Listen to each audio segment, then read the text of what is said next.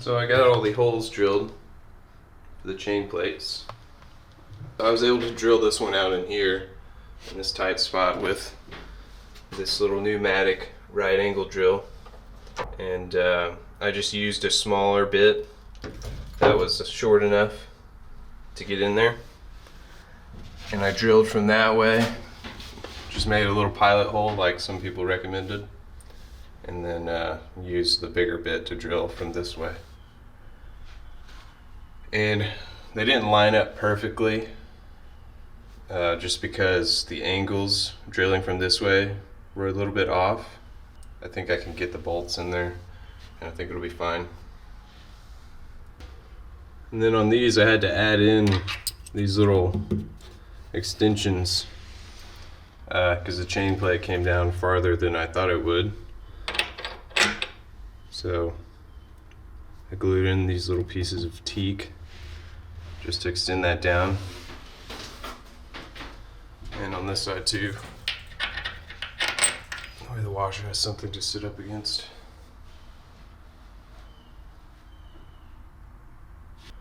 So those are ready to be bolted up, but I think I'm going to go ahead and put a coat of paint in this little closet area, because I probably won't be able to paint back there when the chain plate's there without getting it all over the chain plate. So I want to leave the chain plates nice and shiny, no paint on them.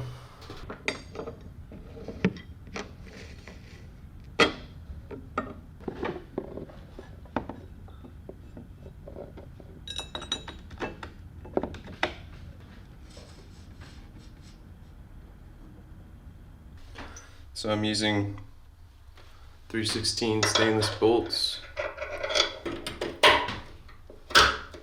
and I'm doubling up these fender washers.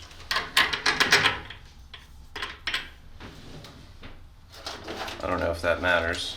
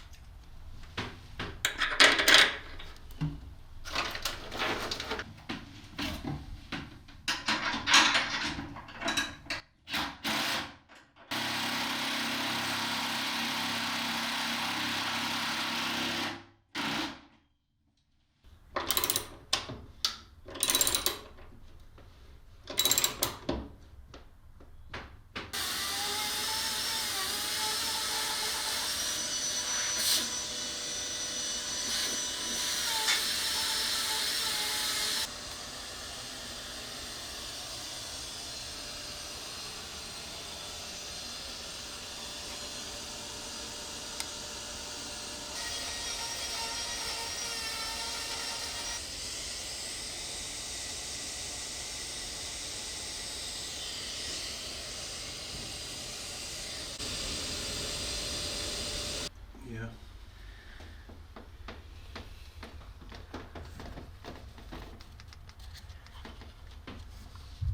So this old backing pad is a little bit too thick for the new strainer for the engine intake, water intake, so I'm gonna have to cut it down about 3/8 of an inch, and then we'll glass back over the top of it. So I was expecting this wood in here to be rotten, but looks like it's in perfect shape. So I was just sitting here, and it reminded me of like one of the shots from our, I think it was our first video, and I'm just sitting here like trying to figure out how to take apart the old engine to get it out.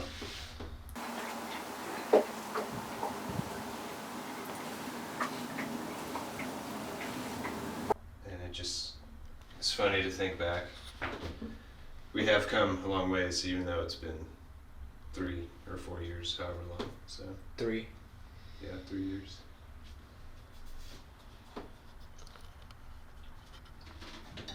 Okay.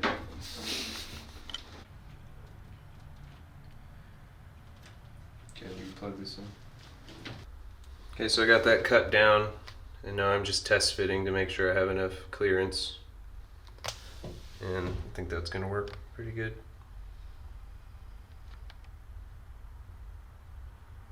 So now I just need to fill in those holes, and then I'm gonna cover the top with some thickened epoxy to fill in low spots, and then put some fiberglass over the top of that.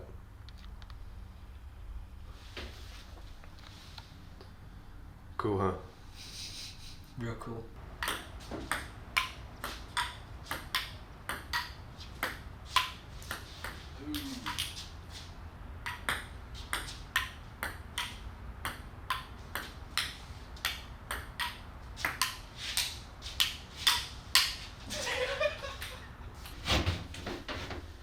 Alright, so I've put some thickened epoxy over this, filled in some of the low spots, and I've let that set up for a while, and it's pretty tacky now, so I'm going to go ahead and put some fiberglass over it.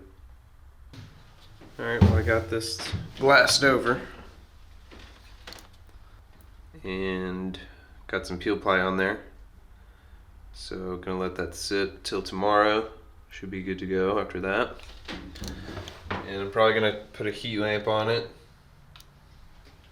because it's in the 40s tonight, so help it cure a little bit better, I think. Having shelves in here is a game changer. It's the simple things. Before, I would have to sit stuff just on the hull, like above this, and then it would always just fall down into the bilge. So shelves are definitely a win. And we've got all the chain plates in place. I was even able to get that one back in there. And thanks for all the comments and suggestions on how to drill this from that back side. I think I was just overthinking it. It was pretty simple. So got that in. Ready to move on.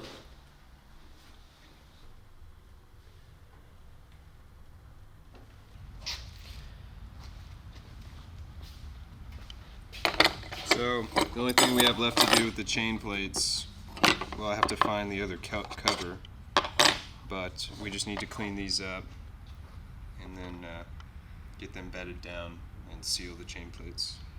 So we'll start working on that next week.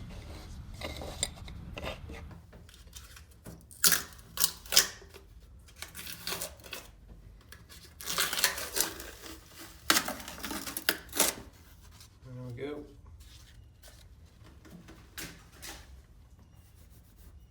Nice and smooth. Now I just need to drill this center back out from underneath. Alright, I got this hole drilled out, and then I trimmed the edges, sanded them down. So it's looking pretty good.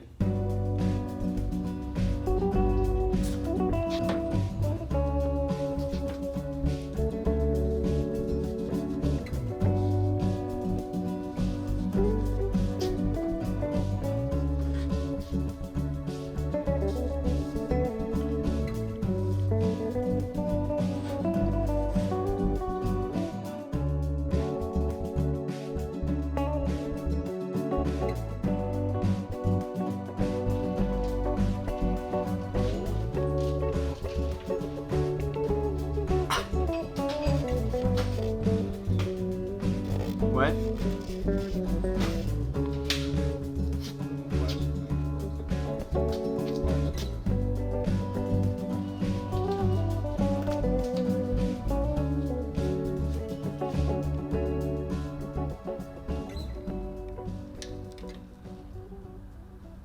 guess we'll figure it out after this one.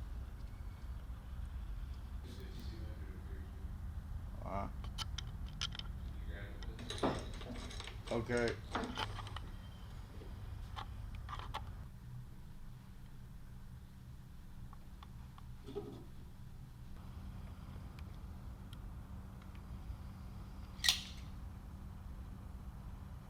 Thru-Hull number 2.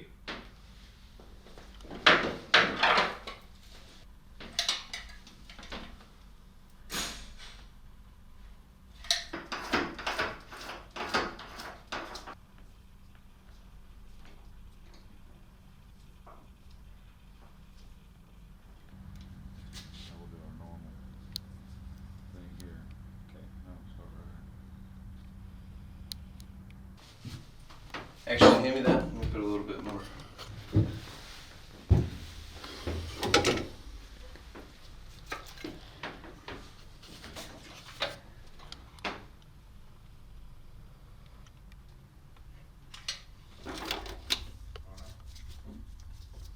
Good?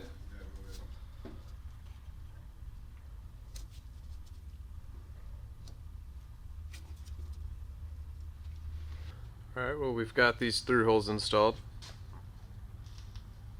And there's 4 more to do, but I need to go buy those. This one's for the galley drain.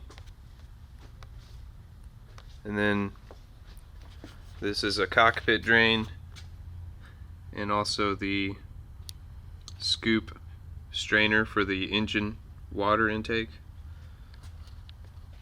And then back on this side, this is another cockpit drain. Okay, so right now I'm working on installing these new slides. And this is Delrin. So gonna try this out. My only concern is that it's gonna be too slippy. So we'll see. So I didn't have these pieces weren't long enough, so I need to cut another little section to put in here. But I'm gonna go test fit it first.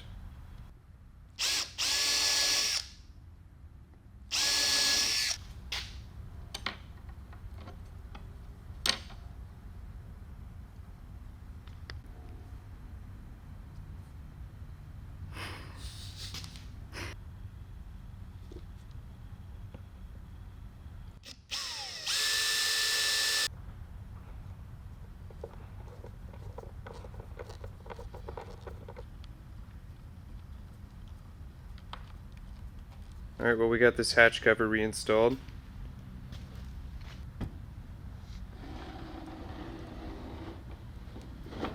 It's kind of hard to do one-handed.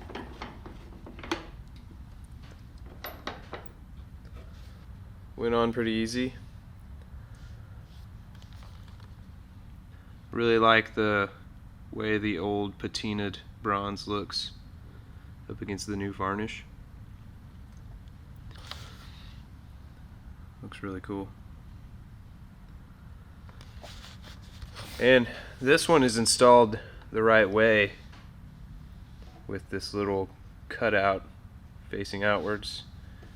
And I had to, for some reason, I had to put this one in the opposite way to get it to not hit. I don't know why.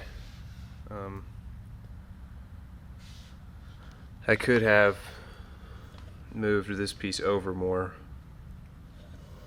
but I just made this little spacer out of some Delrin,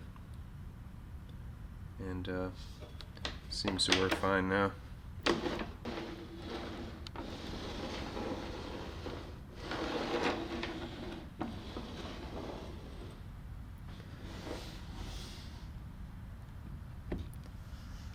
And it hangs up. It doesn't really hang, but you can tell it's touching a little bit over here. But it could just be the thickness of the epoxy and varnish, I guess.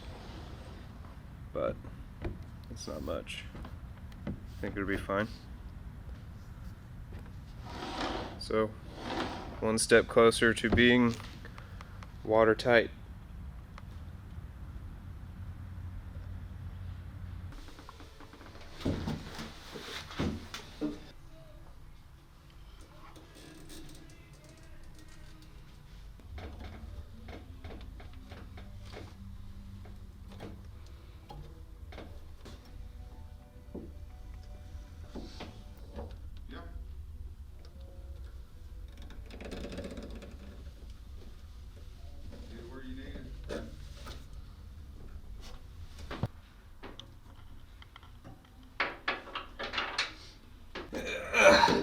Well, that's good. Alright guys, well, that's going to be it for this video. We've got 4 of the 8 Thru-Hulls in, so we'll probably start installing the rest in the next video. It's pretty exciting being able to install the Thru-Hulls. I guess because it's almost to where we can float again, so it's pretty cool. So yeah, we're still working on the slides for the companionway. Trying to work out some kinks.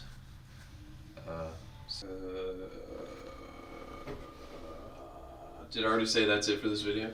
Alright guys, well thanks for watching, and we'll see you next week. And Happy New Year.